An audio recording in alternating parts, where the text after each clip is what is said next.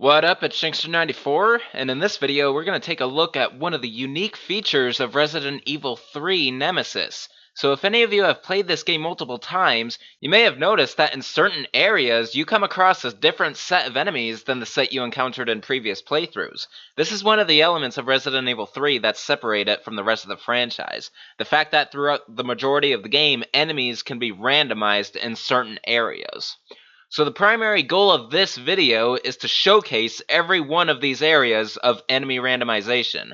Now most of these areas feature two different sets of enemies. For example, in one game you'll get zombies, while in another you could get Cerberus, or zombie dogs for those who don't know that Cerberus is a plural form of Cerberus, the BOW name Umbrella chose for a dog. Some areas, however, may feature more than two sets of enemies, and a select few may feature the same set of enemies, but positioned differently in that area. An example of that will actually be in this first room that I'm behind the door of, that I will start the show with.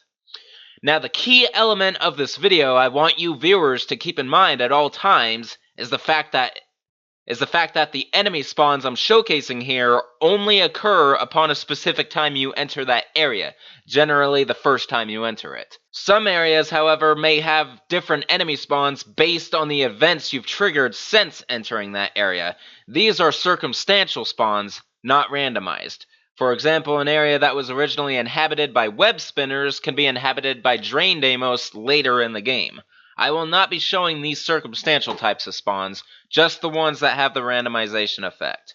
There will be one exception, however, somewhat early in this video, but it's legitimate because it occurs at the same point in the game, just with different events triggered beforehand. So one last thing before I start the show, I'm not going to speak throughout this video, so to give you a better comparison of the spawns, I'm going to put them side by side in the same video frame with text of the specific area and their possible enemies. Alrighty, well enough of my rambling. I hope you followed the time code I generously provided earlier if you really didn't care to hear this. So without further ado, let's go!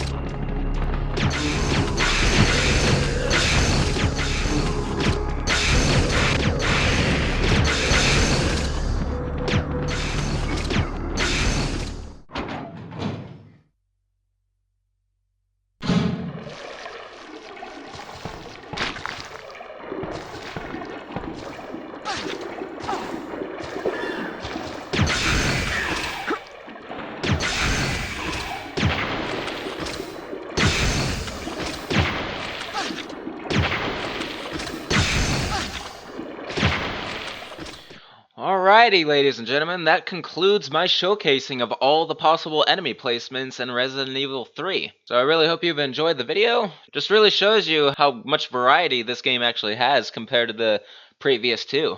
Alrighty, well, that's the end of that. However, I have some more to show from Resident Evil 3 in a very similar aspect. Another key feature of Resident Evil 3 is the fact that sometimes certain items can be placed randomly throughout the game. And I'm gonna do a video on that as well, featuring all of the different item placements. Alright, so look forward to that. This is Shankster94, aka TheGamerShankster. Rate, comment, subscribe. Don't forget to follow me on Twitter at Shankster_94. And follow my new Facebook page that I recently made. You can find the links on my channel art and in the description. Peace out.